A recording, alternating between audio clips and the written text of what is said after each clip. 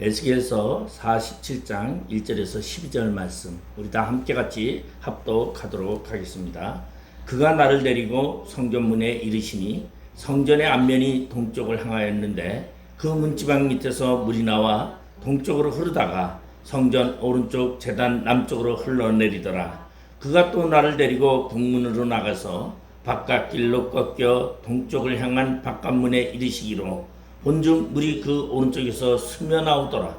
그 사람이 손에 줄을 잡고 동쪽으로 나아가며 천척을 측량한 후에 내게 그 물을 건너게 하시니 물이 발목에 오르더니 다시 천척을 측량하고 내게 물을 건너게 하시니 물이 무릎에 오르고 다시 천척을 측량하고 내게 물을 건너게 하시니 물이 허리에 오르고 다시 천척을 측량하시니 물이 내가 건너지 못할 강이 된지라.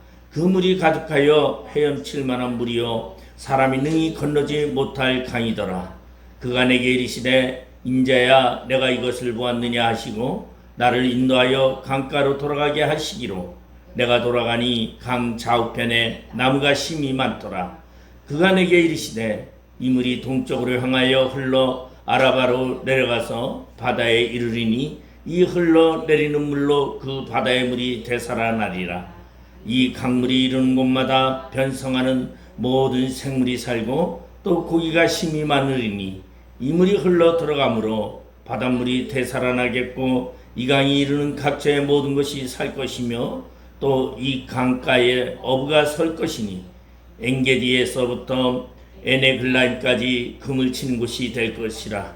그 고기가 각기 종류에 따라 큰 바다의 고기같이 심이 많으려니와 그 진펄과 개펄은 되살아나지 못하고 소금 땅이 될 것이며 강 좌우가에는 각종 먹을 가시나무가 자라서 그 잎이 시들지 아니하며 열매가 끊이지 아니하고 달마다 새 열매를 맺으리니 그 물이 성소를 통하여 나옵니다. 그 열매는 먹을만하고 그 잎사귀는 약재료가 되리라. 아멘. 오늘 에스겔서는 에스겔이 하나님으로부터 계시를 받고 환상을 본 것을 22년간이라는 역사적 배경으로 하여서 쓰여졌습니다. 당시 북왕국 이스라엘은 주전 722년에 아수르에서 멸망당하게 됩니다. 그러나 강성했던 이 아수르도 주전 612년에 신흥강대국 바벨론의 느부갓네살에 의해서 우리가 완전히 멸망하는데 612년에 나부폴라사르에 의해서 멸망하고 그리고 느부갓네살에 의해서 완전히 정리되는 것을 볼 수 있습니다. 그리고 이 느부갓네살은 주전 605년에 애굽왕 바르누고를 갈그미스 전투라는 그러한 전쟁을 통해서 이 애굽의 바르누고를 패퇴시키고 그리고 명실상부하게 이제 아주 중동 전역에 강대국으로서 성장하고 그리고 자리를 매김합니다. 그 결과로 이스라엘은 바벨론의 식민지가 되어가지고 에스라에 의해서 2차 포로로 주전 597년에 끌려가서 바벨론에 있는 그발강가 라프르로 끌려가서 그곳에 거하게 됩니다.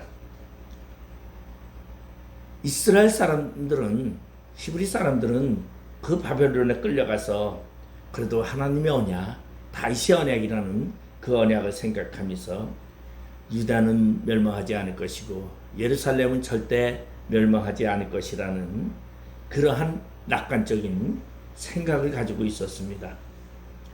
왜냐하면 다윗 언약이라는 사무엘하 7장 16절에 보면 내 집과 내 나라가 내 앞에서 영원히 보존되리라 라는 이 나단 선지자의 예언대로 그들은 그것을 기대하고 있었습니다. 그들은 그 기대 속에는 하나님을 하나님을 믿는 그러한 믿음보다는 그러나 하나님이 말씀하셨으니 우리는 우리 나름대로 우상을 섬기며 그들은 하나님을 거역하는 그러한 생활을 계속했습니다. 그러자 하나님께서는 568년에 느부갓네살을 통해서 남유다를 멸망하게 합니다.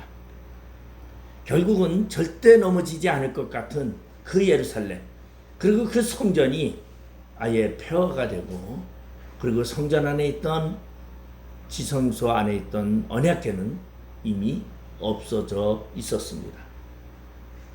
그리고 모든 백성들은 바로 바벨론 강가로, 그랄 강가로 다 포로로 잡혀오게 되었습니다.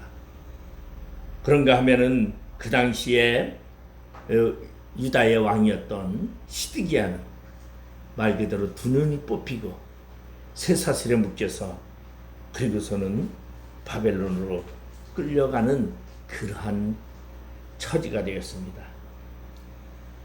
이제 바벨론으로 끌려왔던 이스라엘 백성들은 자신들이 돌아갈 조국도 없어졌습니다.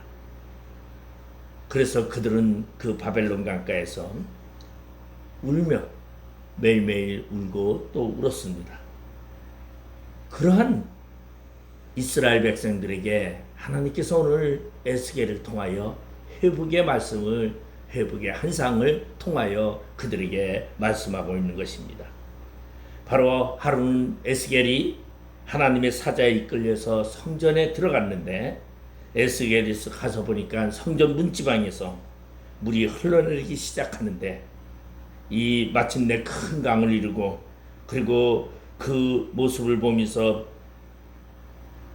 이스라엘의 회복을 말씀해 주고 있는 것입니다. 이스라엘 백성들이 볼 때에는 도저히 해결 방법이 없을 것 같은데, 도저히 이제는 조국으로 돌아가도 아무것도 남은 것이 없을 것 같은 그러한 시대에 오늘 에스겔을 통해서 하나님이 회복의 역사를 보여주고 있는 그러한 내용입니다. 이 은혜의 강물의 시작은 바로 성전에서 시작되었습니다.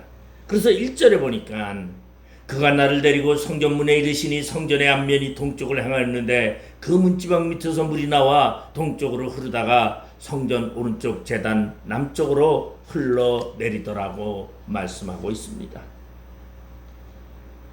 그 성전에서부터 생수의 강이 시작되었다라는 것을 말해주고 있습니다. 원래 문명이 발달한 고대 도시들은 다 강을 끼고 도시가 세워집니다. 그래서 우리 나라도 보면은 과거에 도읍지가 생겨질 때에 평양은 대동강을 중심으로 세워지고 서울은 한강을 중심으로 세워집니다.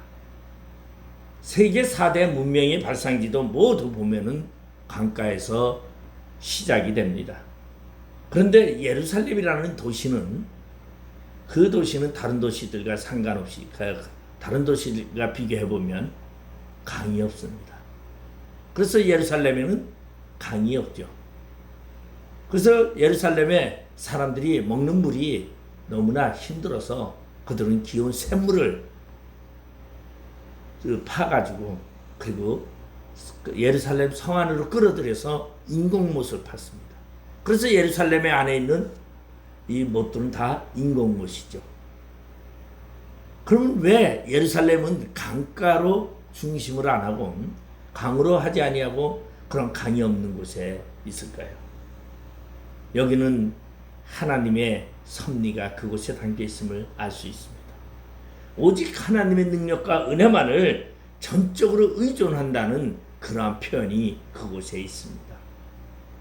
우리 과거에 우리나라의 지난 논들을 보면, 논들이 산골짜기에도 보면 산 등성에도 논이 많이 있습니다. 지금은 아마 그러한 논이 다 밭이 돼버리고 말았죠. 그리고서는 전부 다 논은 저수지 밑에 이렇게 만들었는데, 과거에는 이렇게 산등성이에 논을 조금씩 만들어서 논을 만들었습니다. 그 논을 뭐라고 말하냐면 천수답이라고 해요. 하늘천, 하늘에서 물수, 하늘에서 물을 내리는 논이다 이렇게 말하고 있어요. 하늘에서 물을 내리지 않으면 그 논은 다 말라 죽는다라는 것이죠. 그래서 그 논의 뜻은 하늘에 달려있다라는 표현입니다. 이와 같이 예루살렘이라는 것은 강을 끼고 세워진 도시가 아닙니다. 전적으로 하나님을 의지하고 하나님이 물을 주시고 물이 없다면 인간은 죽을 수밖에 없어요. 물을 먹지 아니하고 3일만 지나면 사람들은 다 목말라서 기갈을 당해서 죽는다고 합니다. 음식을 먹지 않고 3일은 버틸 수 있어도 물을 먹지 않고는 버티지 못한다라는 그러한 말이 있습니다. 이 목마름의 해결은 누가 할 수 있느냐? 그 방법을 오직 예수 그리스도로만 목마름의 해결을 생명수라는 것을 가르쳐 주는 것이 오늘의 본문의 내용입니다. 그래서 예수 그리스도도 요한복음 7장 37절에 보면 누구든지 목마르거든 내게로 와서 마시라고 분명히 말씀하고 있습니다. 생수라는 것은 특별히 죽은 생명을 살려 시들지 않게 하고 풍성한 열매를 맺게 하는 것입니다. 이것은 바로 하나님의 복이요.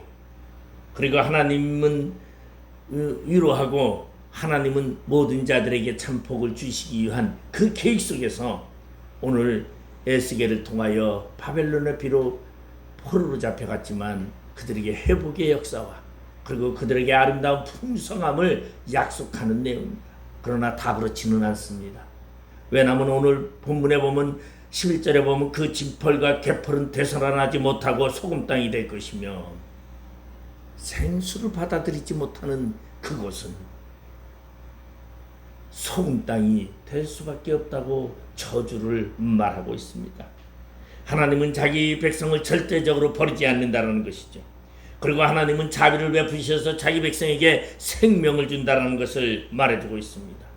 그러나 그것을 하나님의 생수 예수 그리스도를 받아들이지 않는 자에게는 하나님께서 소금 땅이 되게 한다는 것입니다. 그러면 그것이 어디서부터 흐르느냐? 성전에서부터 흘러내리는 물이었다고 말하고 있습니다. 성전에서 흘러내리는 그 물은 죽은 땅을 살립니다. 그리고 죽은 바다도 살리고 그 바다 속에 고기가 뛰어노는 생명이 활동하는 그러한 바다가 되게 하는 것을 에스겔을 통하여 보여주고 있는 것입니다. 죽음의 바다를 살리는 생수가 성전에서부터 흘러내리는 것입니다. 성전은 무엇입니까? 하나님의 집입니다. 하나님의 집인 그 성전에서 흘러내리는 그 생명수 강가가 바로 모든 것을 살리고 그리고 모든 것에게 생명을 준다는 것을 말해주고 있습니다. 성전에서부터 흘러내리는 생명수 강물이 흘러넘쳐서 죽은 것도 다시 살아나게 하는 역사를 일으킨다고 말하고 있습니다. 그러면 성전에서 흘러내리는 그 샘물은 무엇입니까? 오늘 본문 1절에 그가 나를 데리고 성전문에 이르시니 성전의 앞면이 동쪽을 향하였는데 그 문지방 밑에서 물이 나와 동쪽으로 흐르다가 성전 오른쪽 제단 남쪽으로 흘러내리더라. 에스겔은 동쪽으로 향하는 문지방 밑에서 물이 흘러 나오더라고 말합니다. 그리고 그 물은 동쪽으로 흐르는 것을 보았다고 말하고 있습니다. 이 생수의 강의 진원지는 바로 성전이었습니다. 그러면 성전은 무엇을 말하고 있습니까? 지성소를 말하고 있습니다. 하나님이 거처하는 곳이요, 하나님이 계신 곳이요, 하나님이 영광이 있는 곳이라는 것입니다. 그래서 예수님도 이 땅에 오셔서 성전을 향하여 내 아버지 집이라고 말하고 있습니다. 하나님이 자정하시는 보좌로부터 생수가 흘러 나온다는 것을 말해주고 있습니다. 우리 계시록에 보면은 그곳이 어린 양의 보좌라고 말하고 있습니다. 계시록 22장 1절에 보면 또 그가 수정같이 맑은 생명수의 강을 내게 보이니 하나님과 및 어린 양의 보좌로부터 나와서 오늘 에스겔서 47장 1절의 말씀이나 요한계시록 22장 1절의 말씀이나 똑같이 하나님의 성전 그리고 그 성전의 의미를 언약궤를 예수 그리스도로 표현하고 있음을 볼 수 있습니다. 이 말씀은 모든 생명을 살리는 그러한 역사를 일으킨다는 것입니다. 그 성전에 자정하시는 하나님께로부터 나온다는 것을 말씀하고 있습니다. 우리 인생을 회복시키시고 성령을 솟게 하는 생명수는 성전의 제단에서부터 흘러나온다는 것입니다.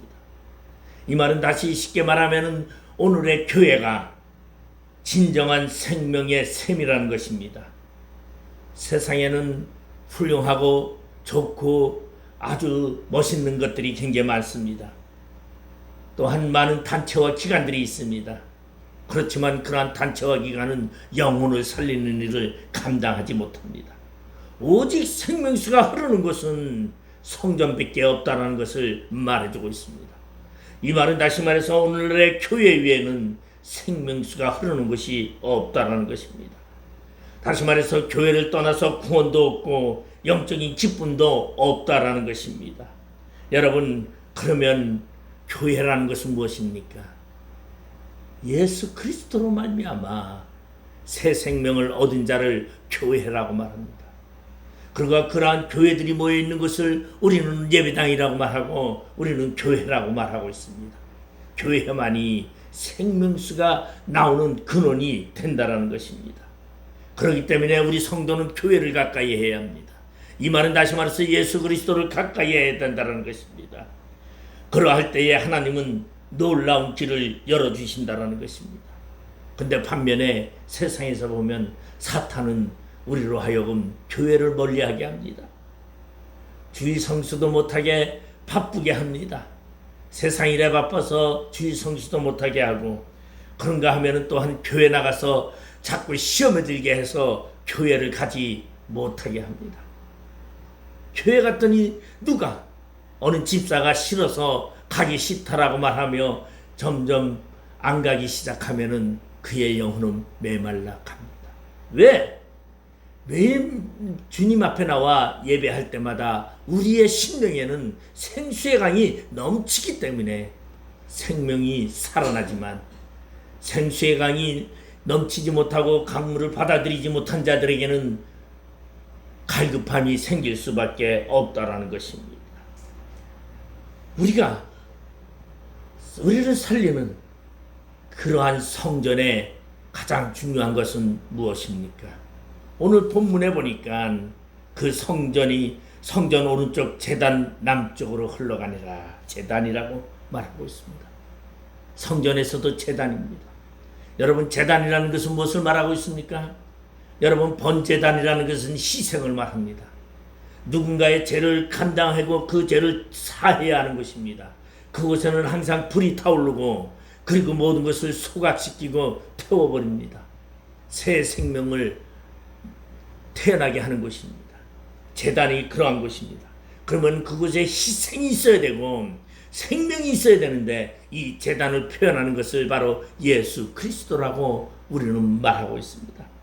예수 그리스도는 희생이 되었습니다. 제단에는 양을 잡아서 드림같이 예수 그리스도는 성전의 제물이 되어 그는 희생되었던 것을 볼 수 있습니다.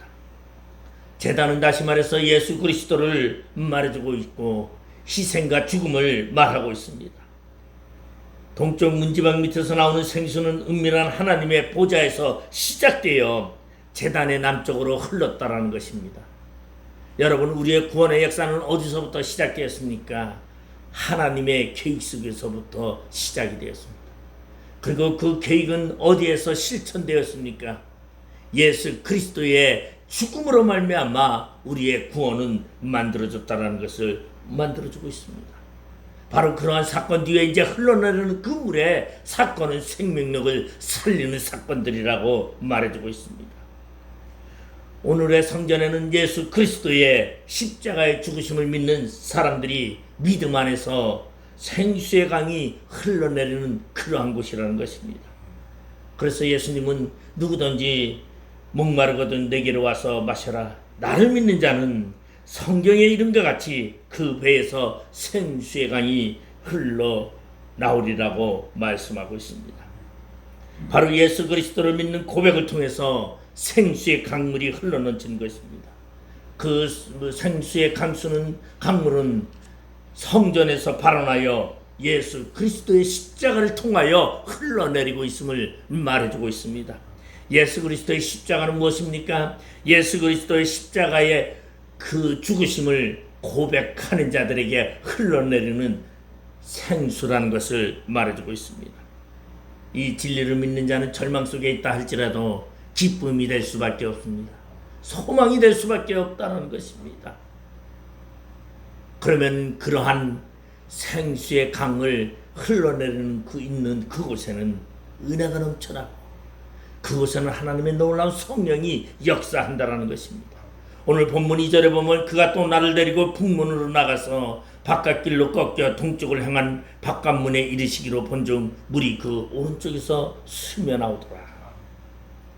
에스겔의 생수의 강이 제단 남쪽으로 흘러 동쪽으로 향하는 바깥문 오른쪽으로 스며나온 것을 보게 됩니다. 처음에는 이 물이 스며나올 정도로 작은 물이었지만 이 물은 점점 흐르면 흐를수록 물이 점점 증가되는 것을 보게 됩니다. 그래서 에스겔을 인도하는 인도자는 손에 줄을 잡고 동쪽으로 나갑니다. 거기서 천척을 측량하게 됩니다. 3절에 보니까 그 사람이 손에 줄을 잡고 동쪽으로 나가며 천척을 측량한 후에 내게 그 물을 건너게 하시니 물이 발목에 오르더니 그리고선 또 천척을 측량하더니 내게 물을 건너게 하시니 물이 무릎에 오르고 다시 천척을 측량하니 내게 물을 건너게 하시니 물이 허리에 오르고 다시 천척을 측량하니 물이 내가 건너지 못할 강이 된지라. 그 물이 가득하여 헤엄칠 만한 물이요 사람이 능히 건너지 못할 강이더라고 말하고 있습니다. 여러분, 세상의 강물은 어떻게 흐릅니까? 근원지에서 물이 흘러내려오다가 옆에서 색강에서부터 물이 합류하기 시작합니다. 그래서 보편적으로 물이 합류하는 것을 우리는 합강이라고 그래요. 물이 강이 두 개가 합친다. 그러면서 물이 점점 많아집니다. 그런데 생명수, 생수의 강은 절대 합해지지 않습니다. 왜? 합해지는 물은 혼탁한 물이요. 그리고 합해지는 물은 생수가 되지 못한다는 것입니다. 죽음의 물이 된다는 것입니다.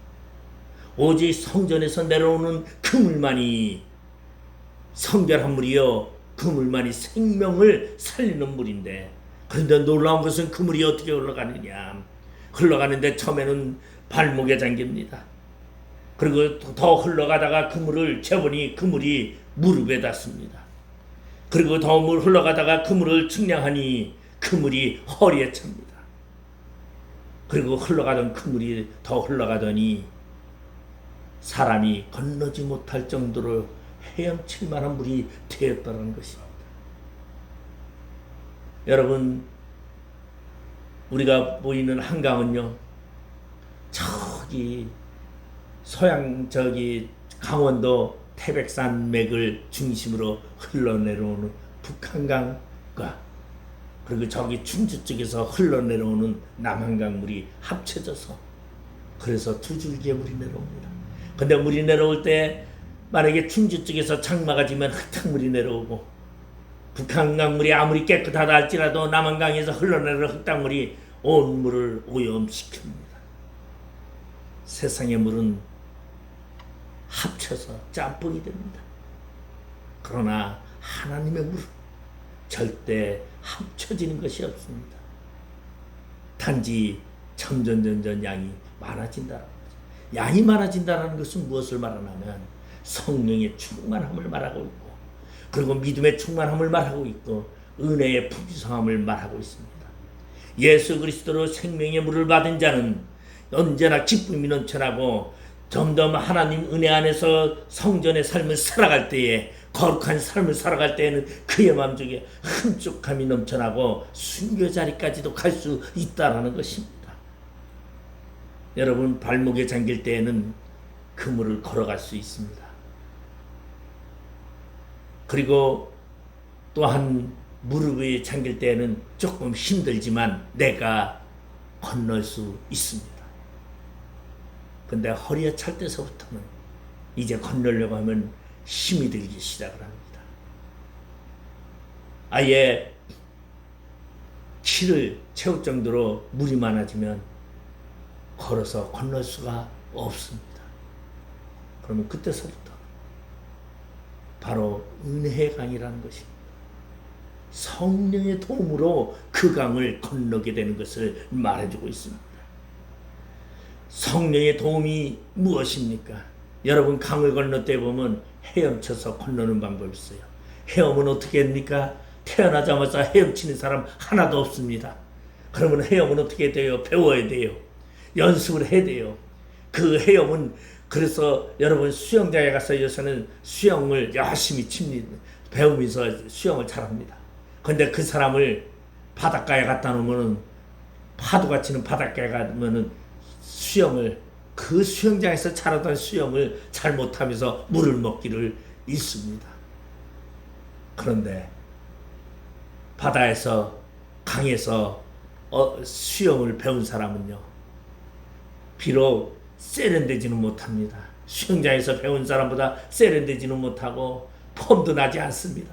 그런데 파도가 치는 역경이나 홍수가 나는 물에도 건널 수 있습니다. 이 헤엄을 쳐서 건너야 하는 그 물은 수영을 배워야 되는데 그 수영을 배운다는 것이 무엇입니까? 믿음의 훈련이 되어져야 건널 수 있다는 것이. 믿음의 훈련은 성령의 도움이 없이는 절대적으로 만들어지지 않는다는 것입니다. 여러분 자신의 능력을 의지하는 자는 생수의 능력이 그에게 임하지도 아니하고 영향도 끼치지 못합니다.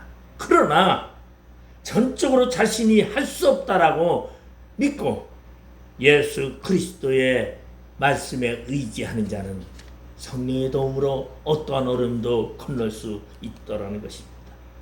여러분 삶 속에 죽든지 살든지 내 모든 것을 주님께 맡긴다고 말하는 사람만이 헤엄쳐서 건널 그 강입니다.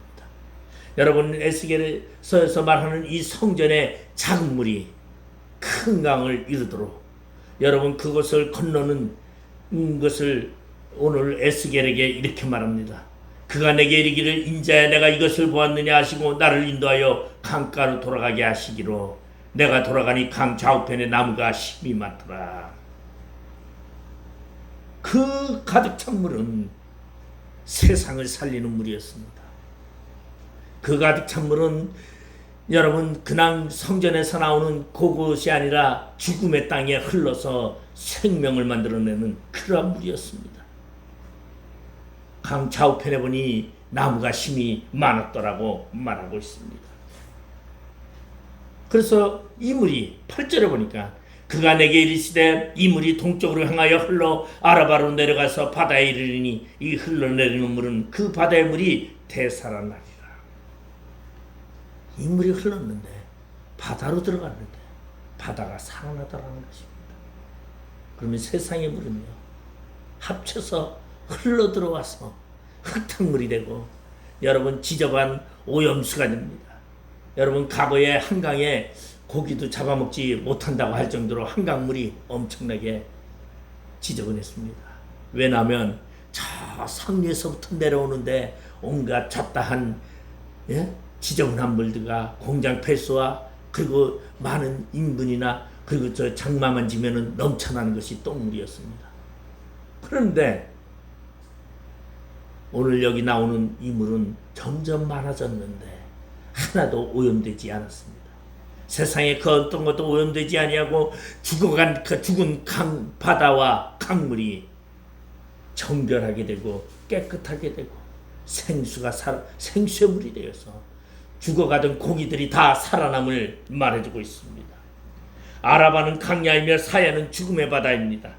강야는 물이 없어 나무가 자랄 수 없고 그리고 사야는 고기가 살 수 없는 죽음의 바다입니다. 그런데 성전으로부터 생수가 흘러내리니 아라바 강야에 심이 많은 나무가 있었는데 그 나무들이 그것으로 인하여 다 살아나고 그리고 가실나무가 자라고 잎이 시들지 아니하고 그리고 달마다 열매를 맺더라는 것을 말해주고 있습니다. 특별히 달마다 새 열매를 맺는 놀라운 복을 받더라는 것입니다. 여러분 사회는 죄악의 도시 소돔과 고모라가 묻혀있는 곳입니다. 죄가 가득함으로 하나님이 유황불로 그 심판하신 도시였습니다. 무서운 절망과 죽음이 자리하는 그러한 사회바다입니다. 그러한 사회는 어떤 종류의 생물도 살 수 없습니다. 그래서 요새 보면은 사회 소금이라는 것이 있어요. 굉장히 비싸게 팔더라고요. 그래서 사회 소금을 가져다. 왜? 그것은 죽음의 바다이기에. 사회 바다에 가면 누워있으면 몸도 저절로 뜬답니다. 소금이 얼마나 많은지 소금 불에 고르다가 몸이 뜬다고 하는데, 그러다 보니까 그 죽음의 바다에 소금을 가져다가 이 건강식이라고 이렇게 보니까 다단계도 그 소금을 파는 것을 제가 종종 봤습니다.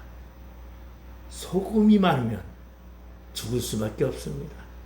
그런데 그곳에 생수가 흐르니 죽음의 그곳이 생명의 곳으로 바뀌다라는 것입니다. 죽음의 바다가 성전에 흘러내리는 그물로 인하여 생명이 된 것은 무엇을 우리가 받아들일 수 있겠습니까? 오늘날 세상은 죽음의 바다입니다. 아담과 하와가 선악과를 따먹고 이 땅에는 죽음이 만연한 곳이었습니다.